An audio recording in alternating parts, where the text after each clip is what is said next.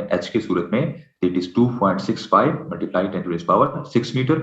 और या जब आप इसको राउंड ऑफ कर देंगे तो आपका रिजल्ट बन रहा है 2.6 multiply 10 to the power 6 metre. इसका मतलब ये है कि अगर हम सरफेस ऑफ अर्थ से इतने डिस्टेंस पे ऊपर चले जाएं जो आपको ऑलरेडी नजर आ रहा है 2.6 multiply 10 to the power 6 metre, अगर इतना डिस्टेंस हम सरफेस ऑफ अर्थ से अबव चले जाएं तो आपको जो जी की वैल्यू है वो आपको फिर मिलेगी, ग्रेविटेशन की स्ट्रेंथ की वैल्यू मिलेगी 9.8 मीटर पर सेकेंड, नहीं सॉरी 4.9 मीटर पर सेकेंड स्क्वायर। ठीक है, अच्छा जी आगे नेक्स्ट क्वेश्चन पे जाते हैं।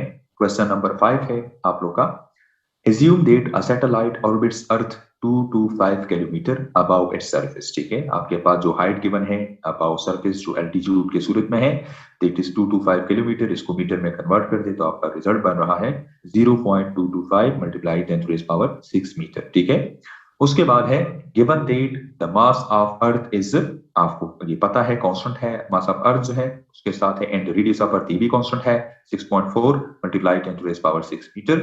उसके बाद है what is the satellites orbital speed, आप लोगों ने ऑर्बिटल स्पीड v को जो है आप लोगों ने फाइंड आउट करना है।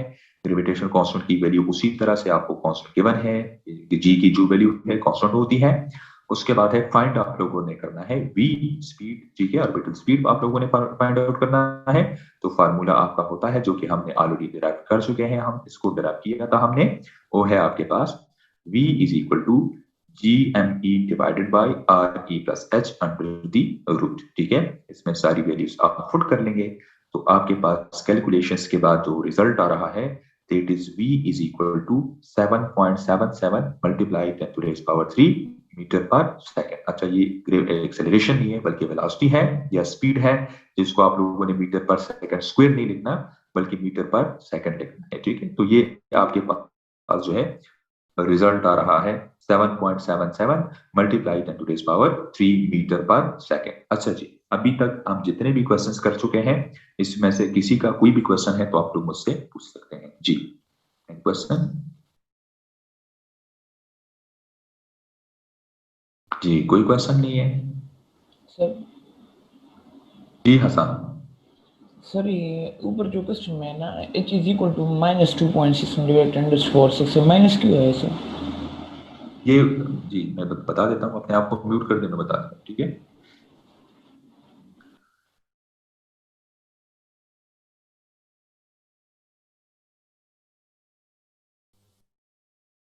जी जो आपके पास माइनस आया है, आपने कौन सा किस माइनस की आप बात करें, जो दरम्यान में माइनस है? ये तो आपने जो आर ई था इससे पहले आर ई प्लस एच था ना, तो उस आर ई को जब हम दूसरे साइड पर लेकर गए हैं तो माइनस आर ई बन जाता है, और वही माइनस आर ई जो है माइनस उसी तरह से, और आर की ई की उन्होंने वैल्यू पुट की है। ठीक है, उसमें फिर जब इन्होंने रिजल्ट निकाला है तो आपका आ रहा है 9.05 multiply 10 to the power 6 minus 6.4 multiply 10 to the power 6, 10 power 6 दोनों में है तो उसको कॉमन लिया है तो आपका आ रहा है 9.05 माइनस 6.4। इन दोनों को जब माइनस कर लेते हो तो आपका रिजल्ट बन जाएगा 2.65 multiply 10 to the power 6 metre. ठीक है, और इसको राउंड ऑफ करके आप 2.6 मल्टीप्लाई 10 टू द पावर 6 जो है इसको लिख सकते हैं मीटर। ठीक है जी, आसान क्लियर हो गया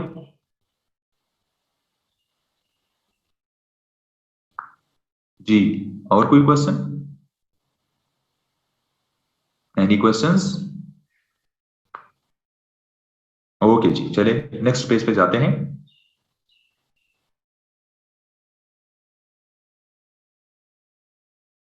का अच्छा, एक और इंपॉर्टेंट बात आप लोगों ने जो याद रखनी है, इसमें आप लोग देख रहे हैं बहुत सारे क्वेश्चंस के अंदर बहुत सारी कांस्टेंट वैल्यू जो है इस्तेमाल की जा रही है। ठीक है, कांस्टेंट वैल्यू है ना, तो ये जो कांस्टेंट वैल्यू होती है अगर आपको यहाँ पर किसी क्वेश्चन के अंदर गिवन नहीं है तो जब भी आप पेपर के लिए बैठेंगे तो पेपर में आपको ये कांस्टेंट वैल्यू गिवन होती है। ठीक है, कोई भी कांस्टेंट वैल्यू अगर किसी क्वेश्चन के अंदर यूज हो रही है तो आपको गिवन होती है। ठीक है, तो उस पर कोई किसी टेंशन की बात, टेंशन आप लोगों ने नहीं लेनी कि आप लोग ये कहें कि भाई हम तो कांस्टेंट वैल्यू जो है इसको याद करेंगे या इस तरह से कोई इशू। याद करना बहुत अच्छी सी बात है, लेकिन फॉर एग्जाम्पल अगर आप लोग को याद ना भी हो तो ये क्वेश्चन में गिवन होता है। अच्छा, साथ में एक और आप लोगों ने जो इंपॉर्टेंट बात याद रखनी है वो ये है कि यहाँ पर कोई भी क्वेश्चन अगर आप लोग नजर आप लोग को आ रहा है, आप लोग देख रहे हैं तो कोई भी क्वेश्चन अगर आप देखें तो हर एक क्वेश्चन के अंदर आप लोगों ने कैलकुलेटर से काम लेना है, ठीक है। तो इसका मतलब यह है कि कैलकुलेटर का अच्छे से इस्तेमाल करना आपको आना चाहिए। इसमें से कोई भी ऐसा क्वेश्चन नहीं है जिसको आप विदाउट कैलकुलेटर जो है उसको सॉल्व कर सकें, ठीक है। तो आप लोग इस पे बाकायदा जो है हर एक क्वेश्चन पे, हर एक स्टेप पे क्लियरली जो है अपने पास जो है प्रैक्टिस करेंगे कैलकुलेटर्स के साथ, ठीक है। तो तब भी आप लोग इस आंसर्स को और इन चीजों को समझ सकेंगे, ठीक है।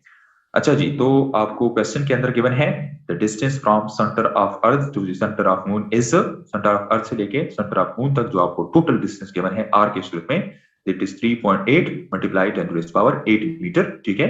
अच्छा, यहाँ अगर गौर से देखें तो सेंटर ऑफ अर्थ से लेके सेंटर ऑफ मून तक, इसका मतलब यह है कि इसमें जो आर ई है ना, रेडियस ऑफ अर्थ, ठीक है, और उसके बाद जो आर एम होगा रेडियस ऑफ मून, ठीक है, सेंटर ऑफ मून से लेके सरफेस तक, और दरमियान में जो हाइट आ रहा है, उन सबको एड अप करके ये टोटल रिजल्ट ये बता रहा है आर, ठीक है। 3.8 multiply 10 to the power 8 metre. उसके बाद है मास ऑफ अर्थ इज, ये कांस्टेंट है, और साथ में है what is the orbital speed of moon. Orbital speed v आप लोगों ने मालूम करना है, जी की वैल्यू यहाँ पर कांस्टेंट उसी तरह से है, तो फार्मूला वही है, v is equal to G M E divided by R, ठीक है, अंडर दी रूट।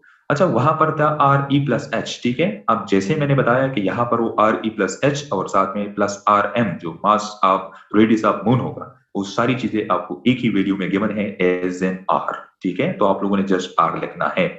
अच्छा, ये सारी वैल्यूज जब आप इस इक्वेशन के अंदर पुट कर लेंगे, तो after putting the values you will get the answer v is equal to 10.26 multiplied 10 to the power 2 metre पर सेकेंड, और इसको आप स्टैंडर्ड फॉर्म में लिख सकते हैं 1.026 multiply 10 to the power 3 metre पर सेकेंड, और अगर आप राउंड ऑफ कर लेते हैं तो इसको आप लिख सकते हैं 1.02 multiply 10 to the power 3 metre पर सेकेंड, ठीक है। या आपके पास ऑर्बिटल स्पीड की वैल्यू आ गई, ठीक है।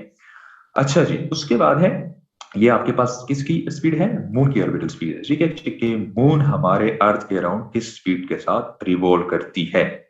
अच्छा, उसके बाद है क्वेश्चन नंबर 7, ठीक है। तो क्वेश्चन नंबर 7 है the Hubble space telescope orbits Earth. आपके पास एक हबल स्पेस टेलीस्कोप है जो कि अर्थ को ऑर्बिट करता है। ये टेलीस्कोप जो है आपके पास जो फारेस्ट ऑब्जेक्ट्स और फारेस्ट चीजें हैं अर्थ के अराउंड, ठीक है, स्पेस में उन चीजों के पिक्चर्स बना के फिर सैटेलाइट्स के थ्रू सेंड करवाते हैं, ठीक है। उसका जो मैस है, मैस ऑफ अर्थ, आपको मास ऑफ अर्थ तो कंफर्म है, वो तो कांस्टेंट है, उसके साथ बताया गया है with in orbital speed of, orbital speed जो v है उसकी वैल्यू आपको गिवन है 7.6 multiply 10 to the power 3 metre पर सेकेंड, ठीक है। उसके साथ है calculate its altitude about above earth surface. आप लोगों ने एल्टीट्यूड हाइट जो है उसको फाइंड आउट करना है, मालूम करना है। तो जाहिर सी बात है मास ऑफ अर्थ भी कांस्टेंट है, रेडियस ऑफ अर्थ भी कांस्टेंट है, ग्रेविटेशनल कांस्टेंट तो ऑलरेडी कांस्टेंट है, और साथ में जो ऑर्बिटल स्पीड है वो आपको ऑलरेडी गिवन है, ठीक है। तो आप लोगों ने हाइट जो है एल्टीट्यूड उसको फाइंड आउट करना है, ठीक है। तो नेक्स्ट पेज पे जाते हैं, उससे पहले मुझे ये बताएं कोई क्वेश्चन तो नहीं है किसी का जी, एनी क्वेश्चंस। जो अभी हमने क्वेश्चन डिस्कस कर दिया है उसमें आप लोगों ने हाइट जो है वो फाइंड आउट करना है, सारी वैल्यूज आपको एज कांस्टेंट्स और ऑर्बिटल स्पीड आपको गिवन है। तो फार्मूला आपका होता है v is equal to G M E divided by R E plus H under the root, ठीक है। आप लोगों ने क्योंकि h मालूम करना है तो that's why under the root में है, उसको अंडर द रूट से निकालने के लिए आप दोनों साइड का होल स्क्वायर ले लेते हैं। एक साइड पे जो आपका अंडर द रूट स्क्वायर के साथ कैंसिल हो जाएगा, एक साइड पे वी स्क्वायर आ जाएगा, आर ई प्लस एच और वी स्क्वायर को एक दूसरे के साथ रीअरेंज करके क्रॉस मल्टीप्लाई कर दें तो आपका बन जाएगा R E plus H is equal to G M E divided by V square, ठीक है। अच्छा जी, एच क्यू क्या आप लोगों ने फाइंड आउट करना है, तो that is G M E divided by V square, और आर की को दूसरे साइड पे ले जाएंगे तो ये बन जाएगा जी माइनस आर ई, ठीक है। उसके बाद है जी पुटिंग वैल्यूज, सारी वैल्यूज आपको गिवन है, सारी वैल्यूज को जब पुट कर लेंगे उनके कैलकुलेशंस कर लेंगे, ठीक है। तो आपके कैलकुलेशंस बहुत बड़ा कैलकुलेशन है, कैलकुलेशंस के बाद आपकी वैल्यू आ रही है नीचे h is equal to 5 to 8 multiply 10 to the power 3, और क्योंकि 10 टू द पावर 3 आपको पता है किलो के इक्वल होता है तो आप इसको लिख सकते हैं height is equal to 5 to 8 kilometre, ठीक है। 528 किलोमीटर आपका टोटल हाइट एल्टीट्यूड जो आपने फाइंड आउट करना था वो आपका बच जाएगा, ठीक है। तो ये आपके सारे न्यूमेरिकल्स आज हो गए हैं, ठीक है, इस चैप्टर के। तो अभी तक किसी का भी फिर को आप लोगों